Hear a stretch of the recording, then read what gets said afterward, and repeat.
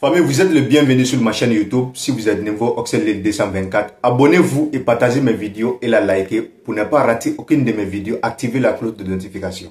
On regarde cette vidéo. Vous avez parlé de l'accès à l'eau et à l'énergie. Tout à l'heure, on avait interrompu le développement sur l'énergie. Vous allez le reprendre pour les téléspectateurs.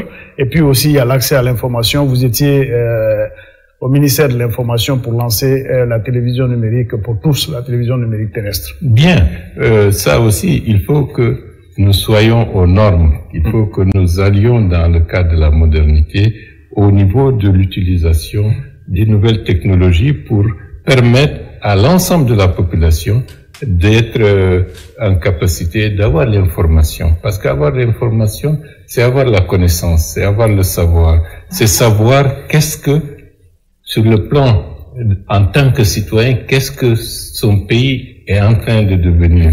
Et donc, ça, c'est quelque chose qui est en train d'être mis en œuvre. Ça a pris beaucoup de temps, mais c'est en train d'être mis en œuvre.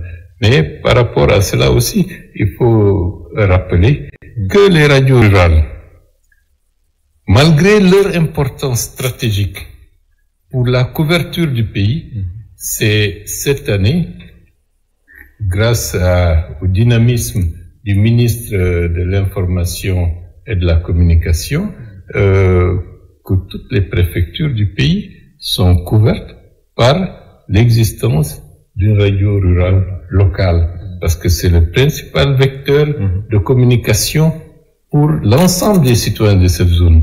Et la primature a contribué à doter la préfecture de l'Ora récemment de radio rurale. Et stratégiquement, les préfectures qui sont périphériques, c'est-à-dire qui sont à la frontière avec d'autres pays, c'est un critère de souveraineté qui se sentent aussi pris en compte par le gouvernement de leur propre pays.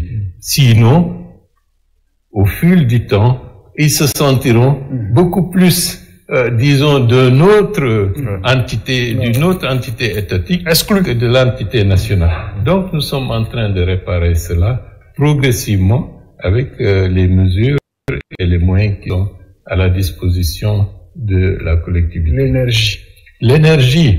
La Guinée, malgré tous ses atouts, a brillé par une insuffisance notoire en termes de production d'électricité. Et cette année, nous allons, avec l'aide de Dieu, faire en sorte que nous puissions avoir une capacité, conformément au discours de politique générale, de produire près de 1,2 gigawatts. C'est-à-dire ce que la Guinée n'a jamais produit. Si on cumule tout ce qui a été fait depuis que la Guinée moderne a eu de l'électricité, jusqu'à présent, on n'a pas eu ce niveau de production.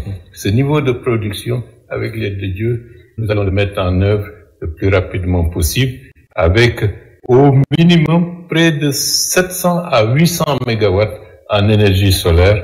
Le reste, c'est des turbines à gaz ou, disons, d'autres turbines classiques qui permettront d'avoir un mix énergétique qui fera que nous ne soyons pas dépendants simplement d'une seule forme de production. Et si vous avez une production suffisante d'électricité, il faut également avoir le transport. Parce que si vous produisez, il n'y a pas le moyen de transporter cela. Donc là aussi, j'ai demandé au ministre de l'Énergie de faire en sorte que les lignes qui doivent transporter l'électricité puissent avoir le soutien et l'attention pour qu'il n'y ait pas de retard à ce niveau-là. La question énergétique, c'est la question de notre développement. Et produire, transporter, distribuer, cela veut dire également payer. Et actuellement, il y a une campagne pour que nos compatriotes sachent que c'est une denrée qui coûte excessivement cher. Et cette denrée excessivement chère doit être considérée comme quelque chose de très précieux. Donc, il ne doit pas être gaspillé, qui doit être utilisé avec beaucoup plus de, j'allais dire, de responsabilité. Des lampes qui s'allument toute la journée, alors qu'il n'y a... c'est inadmissible. Et puis, il y aura des mesures aussi pour aller vers l'efficience, disons, de l'utilisation de l'électricité. Les compteurs prépayés, que au mois d'avril, lorsqu'il y avait eu une pénurie, que des gens, de manière criminelle, ont incendié le dépôt de Hamdallah pour que tous les compteurs qui étaient là-bas, qui devraient être distribués, brûlent, nous allons remettre cette politique avec beaucoup plus de fermeté pour que systématiquement, il n'y ait que de compteurs prépayés dans ce pays. L'année dernière, la primature a donné le ton pour que les établissements, les ministères aient des compteurs prépayés pour qu'on facture. Et qu'est-ce que nous avons découvert lorsqu'au niveau de la primature, on a mis les compteurs prépayés? La facture d'électricité qui était comptabilisée pour le compte de la primature a baissé de 75%.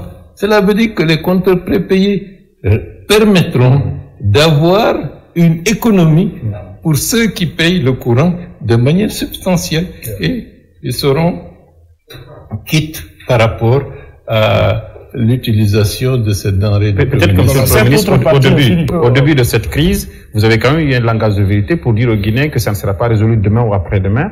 On a pris quelques mois. Aujourd'hui, la question est en train d'être résolue parce qu'à plusieurs endroits de Conakry, il y a l'électricité abondamment. Mais à quel coût? Non, c'est encore cher parce que l'énergie... Oh, je veux dire, ça a coûté combien à l'État pour résoudre... Je n'ai pas le chiffre exact puisque je ne suis pas le comptable du ministère de l'Énergie. Mais ce que je peux vous dire, que ça nous coûte très cher. Mais c'est une période transitoire.